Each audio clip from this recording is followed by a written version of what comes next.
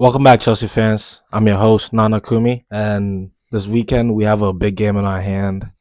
On Saturday, Chelsea goes up against Everton, who, as we can see from their record, they have 4 wins and 1 L. Chelsea, on the other hand, in their last five, has 2 wins, 2 draws, and 1 loss. And it's funny because guess what? Everton actually beat Bournemouth, a team that Chelsea drew to in one of the last 5 games. Everton was in a similar position when they played Man United and they went down to 10 man. But instead of losing that game, panicking and making crazy subs and losing the game, they actually ended up coming up with the win 1-0. And guess who scored? Keanu Dewsbury Hall. Yes, the old Chelsea player. So tomorrow's game is not gonna be an easy game at all. Here's my lineup, and we have Gusto at right back, and then at the left back position, who else but Cucurella, and then left center back would be Wesley Fofana, and then right center back would be Trevor Chalobah. The two DMs. Here's where it gets a little bit, I know. Follow me. The two DMs would be Andre Santos and Reece James. And then since Palmer is healthy, we'll have him as the 10, sitting in that 10 position. And then on the right side would be Esteval. Left side would have Neto and then Ja Pedro playing up top. And before anybody starts going crazy, let me not forget Bob Sanchez as our goalie. How did I forget that? He's our best player so far.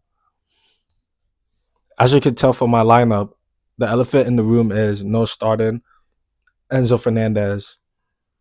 And this is my take, right? Enzo is a great attacking player. Well, not great. He's a good attacking player.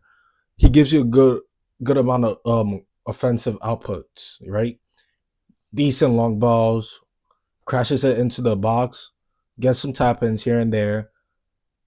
And his through balls overall are not shabby, but when it comes to defensive work, I'm sorry. Enzo in the six is no good. And people could say, "Oh yeah, he was playing well again. He was playing well when Caicedo was there. This, that, and the third.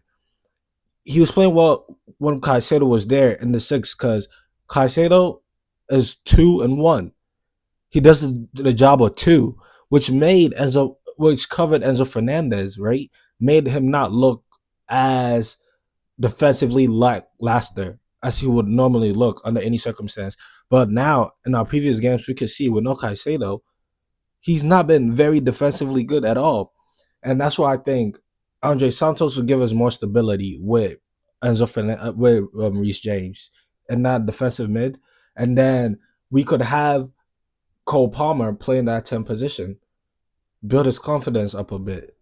We haven't seen a Cole Palmer and Esteval play yet. We would love to see it, right? So how about we see that? How about we see the Brazilian midfield, right? But the Brazilian trio of Esteval, João Pedro, and Andre Santos together. That might bring some Brazilian flair back to us, something that we need badly in this game. My prediction for this game is honestly, I don't want to be negative. I really don't want to be negative, but the December Blues is just still in the back of my head. But also, we need a win because if we don't pick up wins now, it's gonna get real dire. It's gonna get critical. Because if Everton wins this game to go above us, we are a point below them. Yes, no, they're a point below us. So yes, the would go a point above. The would go above us, and that would be, yeah, that can't happen. So my prediction for this game, I would say, I give it 3-1. 3-1. Yep, 3-1 Chelsea. Chelsea win. Out of my mind is telling me it's gonna be a draw. I don't want to believe it. It's gonna be 3-1 Chelsea.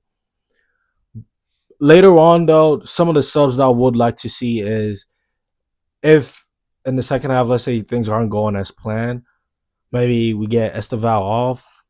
bring Neto to the right side, and then bring in Garnacho.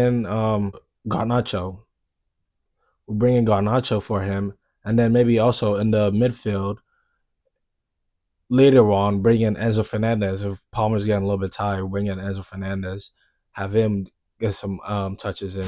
Thank you for tuning in. Like, subscribe, and leave a comment. Peace. See you on the next one.